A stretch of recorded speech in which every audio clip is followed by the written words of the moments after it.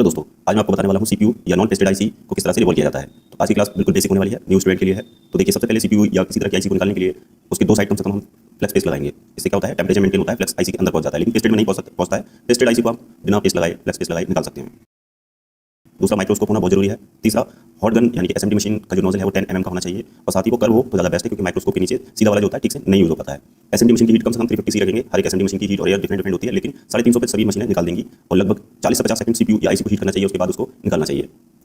तो यहाँ पे आप देख सकते हैं कि सीपीयू निकल चुका है। आपको थोड़ा सा अंदाजा होना चाहिए कि हमारा शोल्डर पिघल चुका है या नहीं पिघल चुका है। खींचना नहीं है, आईसी को उठाना नहीं है जबरदस्ती, अदरवाइज नीचे के पैड निकल जाएंगे। फिर बात आती है कि आईसी के जो पैड होते हैं वो किस तरह से क्लीन किया जाए। तो सबसे पहले वहाँ पर फ्लेक्स पेस्ट लगाएंगे। आयरन की हीट रखेंगे हम 350 टू 400 और मैं यहाँ पे यूज़ कर रहा हूँ OS स्टीम का T-Bar सोल्डिंग आयरन और शोल्डर बिक है गुडविक कंपनी का। और इसके बाद हम साफ कर लेंगे। तो यहाँ पर हल्के साफ करना है, पैड अदरवाइज निकल सकते हैं, हल्के हाथ से साफ करना है। उसके बाद हम पैड को अच्छे से क्लीन कर लेंगे। यहाँ पर गंदगी नहीं रहनी चाहिए। अगर कोई बॉल ब्लैक हो रही है, पेस्ट लगा हुआ है, इसको ब्लेड से स्क्रैच करके साफ करेंगे। तो यहाँ पे देखिए सारे जो पैड हैं क्लीन हो चुके हैं। अब बारी लेंगे हम आईसी की या फिर सीपीयू को क्लीन करने के लिए। तो सीपीयू क्लीन करने से पहले वहाँ पर फ्लेक्स पेस्ट लगाएंगे।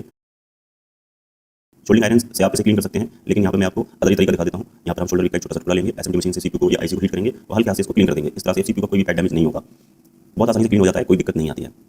बस आपको सॉकेट में सीपीयू या आईसी को फंसा लेना है ताकि वही लेना। और यहाँ पर हमने हीट रखी थी 300 350 की भी जरूरत नहीं है, 300 पे ही आराम से शोल्डर पिघल जाएगा।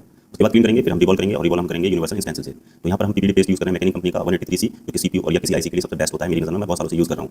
और यहाँ पर जब हम पीपीडी फिल करेंगे, शोल्डर पेस्ट फिल करेंगे, तो उसको बहुत ज़्यादा प्रेस नहीं करना है। साथ ही शोल्डर पेस्ट के अंदर लिक्विड कम होना चाहिए। अगर ज़्यादा है लिक्विड उसके अंदर यानी कि फ्लेक्स पेस्ट, तो उसको किसी कॉटन के कपड़े से दबा करके कम कर लेंगे।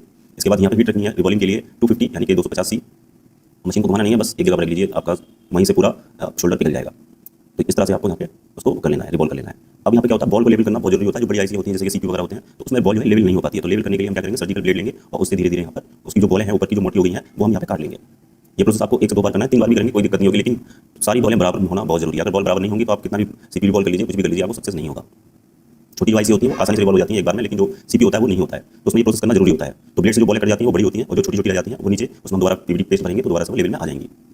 तो ब्लेड से आपको तब तक काटते रहना जब तक कि सारी बॉल लेवल में ना आ जाए, चाहे वो 2 बार हो या 3 बार हो। स्टेंसिल थोड़ी खराब हो जाती है, लेकिन कोई दिक्कत नहीं है। अगर आप धीरे धीरे अच्छे से काम करेंगे तो थोड़ा सीखने में आसानी होगी, क्योंकि शुरुआत में सीपीयू स्टेंसिल सभी होती नहीं है और यूनिवर्सल से ही सब उसको रिवॉल्व करते हैं। यहाँ पे देखिए मैं सेकंड टाइम इसको ब्लेड से काट रहा हूँ। अब यहाँ पे सारी बॉलें कट जाएंगी ब्लेड से। सेकंड टाइम में 99% सभी बॉलें लेवल में आ जाती हैं। अगर फिर भी नहीं आती तो एक बार और कर सकते हैं, कोई दिक्कत वाली बात नहीं है। साथ में आपको यहाँ पे एक बात और बताता हूँ कि जब स्टेंसिल को यूजर से पकड़ते हैं तो बहुत लोग बहुत ज़्यादा प्रेस करके नीचे दबा देते हैं, जिससे कि स्टेंसिल टेढ़ी हो जाती है, खराब हो जाती है। एक सीपीयू रिवॉल्व करेंगे, 2 करेंगे, आपका स्टेंसिल बेकार हो जाएगा। तो यहाँ पर बहुत ज़्यादा उसको कस के प्रेस नहीं करना है, हल्का सा दबाव बना के रखना है। और दबाव बनाने के लिए आप इस टाइप की यूजर लेंगे तो ज़्यादा बेस्ट है। ये पैनी नहीं है, बहुत मोटी यूजर है, मैकेनिक कंपनी की यूजर है। तो यहाँ पे देखिए मैं ब्लेड से इसको काटा। उसके बाद अब मैं यहाँ लगा रहा हूँ फ्लेक्स पेस्ट। कोई सा फ्लेक्स पेस्ट यूज़ कर सकते हैं। इससे क्या होगा, जो बॉलें ऊपर उठ के आ गई हैं, कट गई हैं और वो यहाँ पे बैठ जाएंगी। ये प्रोसेस करना बहुत जरूरी होता है अगर आप ब्लेड से कर रहे हैं तो, अदरवाइज सारी बॉलें आपस में शॉर्ट हो जाएंगी। हाथ को थोड़ा सा बैलेंस रखना है, हिलाना नहीं है।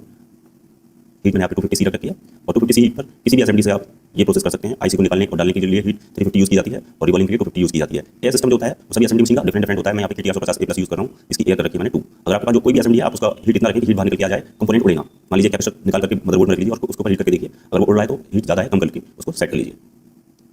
तो देखिए हमारा सीपीयू बॉल हो चुका है और टेस्ट बॉल चुकी हुई है शोल्डर की। अब हम इसको क्लीन करेंगे। क्लीन करने के लिए मैं यूज़ करता हूँ ग्लू रिमूवर, KT कंपनी का ले सकते हैं, लैब का ले सकते हैं। 80 रुपये समथिंग और इसका छोटा सा बोतल आता है, उससे बहुत अच्छे से क्लीन हो जाता है सीपीयू वगैरह। तो यहाँ पर आप देख सकते हैं सारी बॉल लेवल में है, सब कुछ रिवॉल्व हो चुका है, ओके है। अगर फिर भी आपको यहाँ पे फील हो रहा है कि हमारी कोई बॉल डिस्टर्ब है, छोटी है, बड़ी है, तो एक बार और फिर दोबारा से रिवॉल्विंग कर सकते हैं। और उसमें कोई शान वाली बात नहीं है कि आप उसको छोटी बड़ी बॉल को लगाएंगे, अदरवाइज आपका सीपीयू सक्सेस नहीं होगा। तो यहाँ पर देख सकते हैं क्लीन काफी अच्छा हुआ है, लिक्विड ने अच्छे से क्लीन किया उसको, बॉल भी अच्छे से रिवॉल्व हो चुकी है।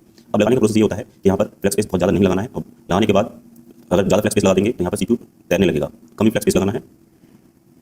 सीपीयू पर हीट लगाने से पहले सीपीयू को अच्छे से सेट कर लेना है, ज़्यादा हिलेना सीपीयू।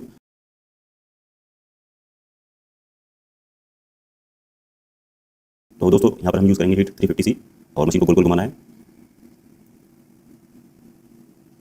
और तब तक हीट करेंगे जब तक कि सीपीयू या आईसी के नीचे से फ्लेक्स पेस्ट बाहर निकल के ना आ जाए। तो आपको इतना कम भी नहीं लगाना है कि वो निकले ना, और इतना ज़्यादा भी नहीं लगाना है कि सीपीयू या आईसी तैरने लगे। जब फ्लेक्स पेस्ट बाहर निकल के आ जाए तो उसको हल्का सा हिला देना है ताकि सारी बॉलें अच्छे से सेट हो जाएं। अब उसके बाद ठंडा होने देंगे, बिल्कुल भी गर्म सीपीयू पर हाथ नहीं लगाएंगे, बोर्ड को नहीं निकालेंगे, ठंडा होने देंगे बोर्ड को।